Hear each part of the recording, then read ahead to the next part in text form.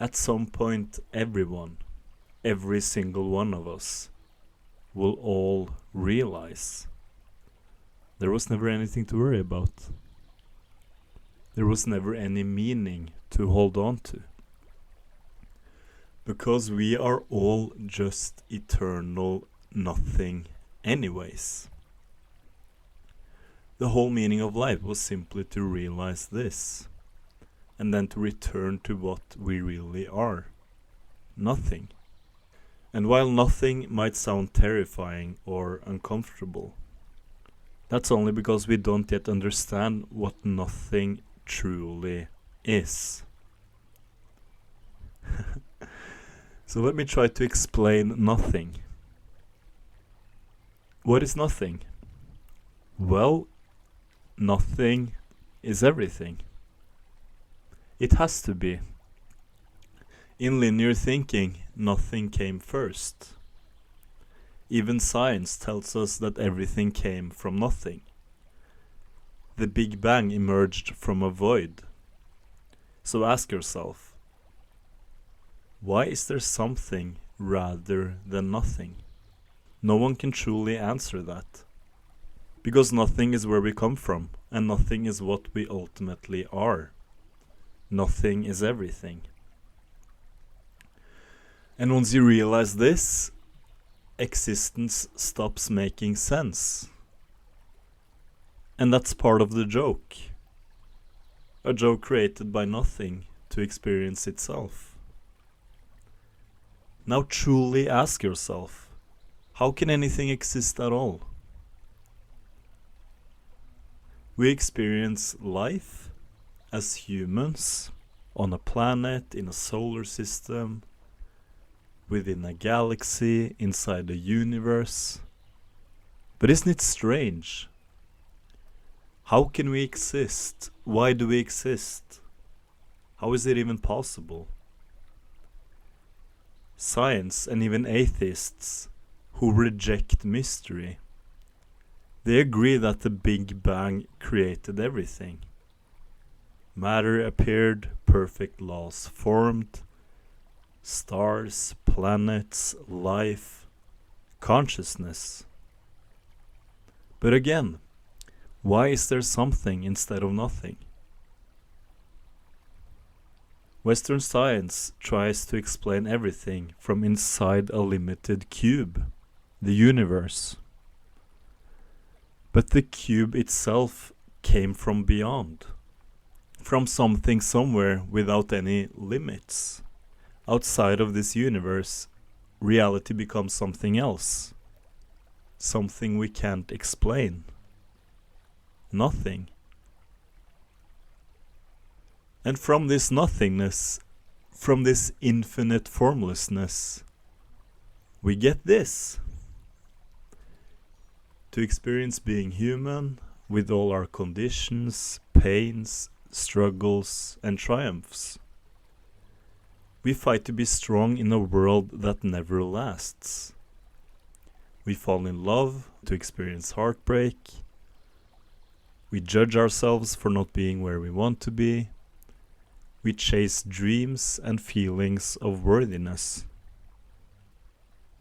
And when we finally get what we thought we wanted, we try to hold on to it, just to watch it all ultimately fade away. Life feels so real, because it's all we know. But from a wider perspective, we're clinging to illusions. And of course we do. There's no blame in that. Because what else is there to do now that we live and experience what's here? But the truth is that nothing lasts. And yet, we resist letting go. I'm not denying life or the pain and pleasures that comes with living. But the journey of life, all the ups and downs, is part of the ultimate play where nothing plays with itself. The hilarious truth is that we chose this. We as nothing chose to experience this. We came from infinity to forget everything, to live a human life, to experience again, to play the cosmic game that ends in the most divine, hilarious punchline that we will ever experience. A punchline developed from infinity. Let me say it clearly. We are created from nothing, which is the same as infinity.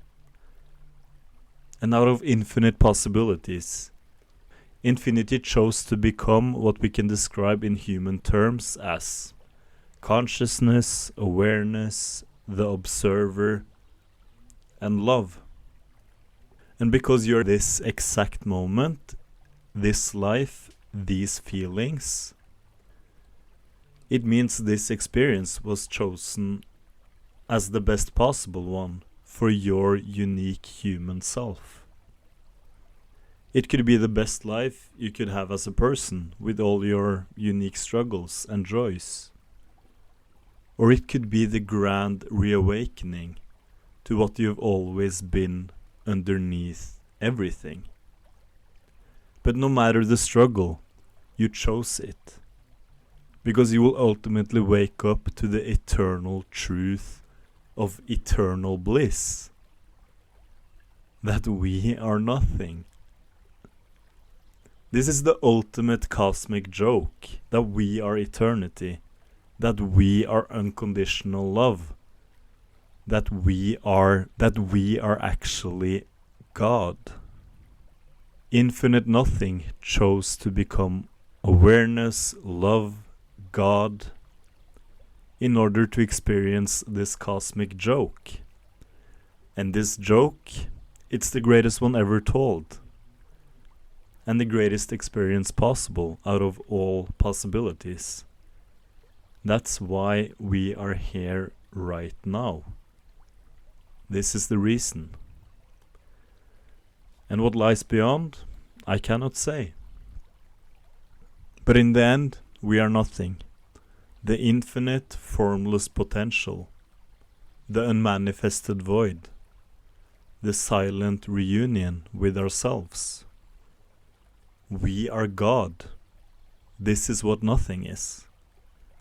And since I now have some understanding of this truth, we are approaching the great celebration. The celebration that we are eternal nothingness. Thank you. Take care.